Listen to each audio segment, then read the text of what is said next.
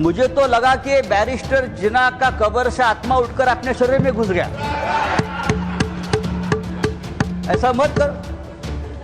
हमें पहले लगता था कि हम सब मिलकर एक हिंदू राष्ट्र बना रहे हैं, लेकिन आपका भाषण ये आपके सब देखकर मुझे लगा आप हिंदू पाकिस्तान बनाने जा रहे हो। जब भी बेरोजगारी, महंगाई, आर्थिक मुद्दे आते हैं तो आप इस प्रकार के धार्मिक मुद्दे लेकर आते हो। आपको मुसलमानों की चिंता कब से होने लगी? या आप ही लोग हैं मुसलमानों को चोर बोलते हो। आप ही लोग हैं मुसलमान आपकी जमीन छीन लेंगे, आपके गले का मंगलसूत्र खींच लेंगे, आपके गाय बैल उठाकर लेके जाएंगे। मुसलमानों के महाराष्ट्र में मुसलमानों के मटन के दुकान से आप मीट मत खरीद लीजिए। मुसलमान देशद्रोही है, टेररिस्ट है, बटेंगे तो कटेंगे। अभी आप लोग मुसलमानों की संपत्ति की चिंता कर रहे हो। अयोध्या में 13,000 एकड़ जमीन का घोटाला हो गया है। केदारनाथ में 300 किलो सोना गायब हो गया है। आप हमारे हिंदू धर्म की जमीन का रक्षा नहीं कर पा रहे हो। अभी आप मुसलमानों की जमीन की रक्षा करने की बात कर रहे हो। आधा घंटा सर, आज आप बहुत खुश दिख रहे हो, बहुत प्रसन्न भी हो। खुश रहो। मैं खुशी रहता हूँ और आपको देखकर और खुश हूँ।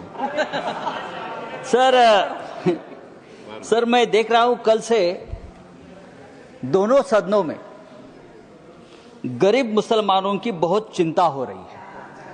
अचानक इतनी चिंता हो रही है कि मुझे डर लगने लगा है, और मुसलमान भी डरे, हिंदू भी डरे हैं कि इतनी चिंता गरीब मुसलमानों की क्यों हो रही है।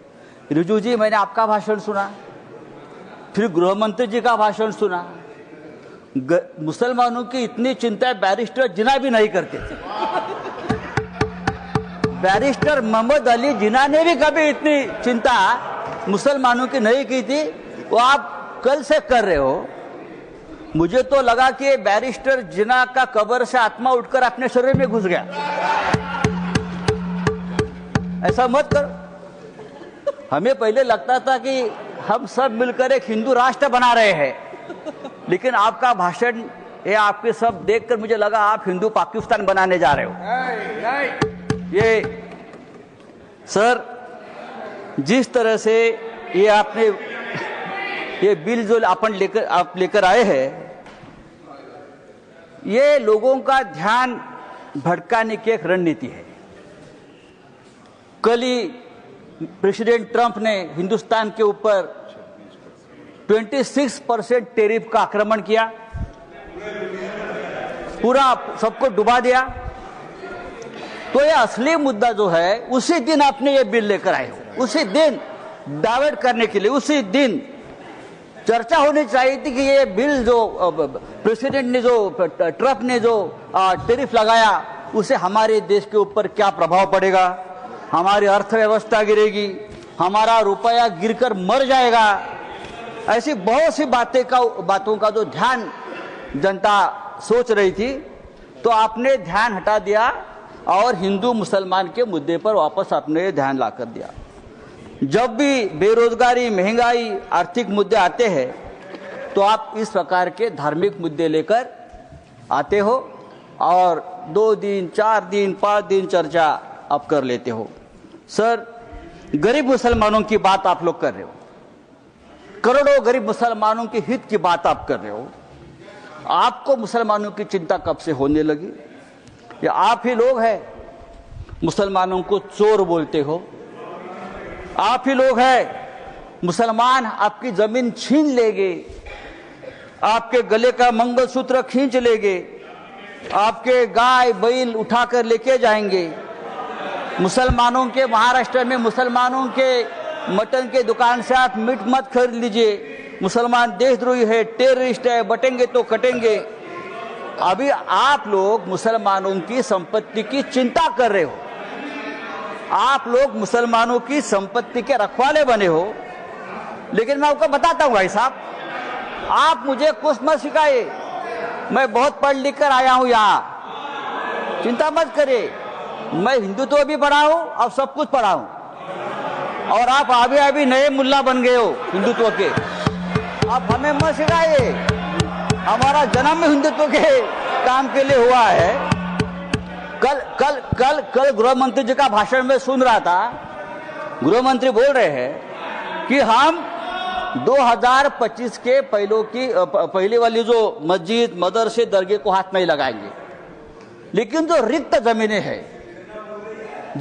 जमीनें हैं, उसे बेचकर गरीब महिलाओं का, मुसलमान महिलाओं का कल्याण करेंगे, उनमें पैसा बांटेंगे।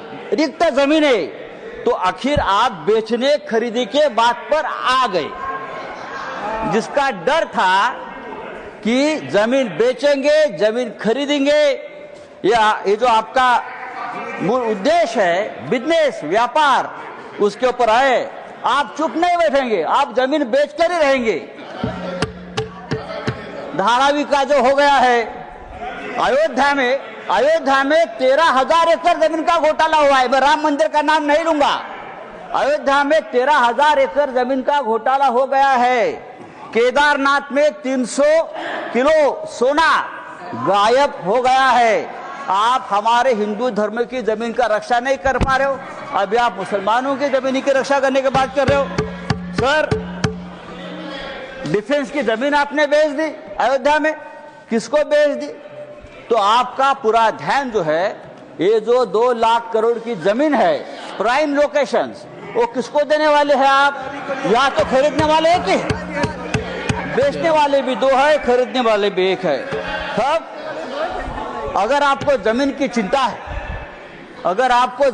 चिंता है, तो हमारे कश्मीर पंडित ही है। अब कश्मीर के हमारे पंडित भाई है, 40,000 कश्मीरी पंडित की अब तक जमीन नहीं मिली है, घर नहीं मिला है। आप उनकी चिंता करो, उनकी घर वापसी नहीं हुई है कश्मीरी पंडितों की, आप उनकी चिंता करो। सर,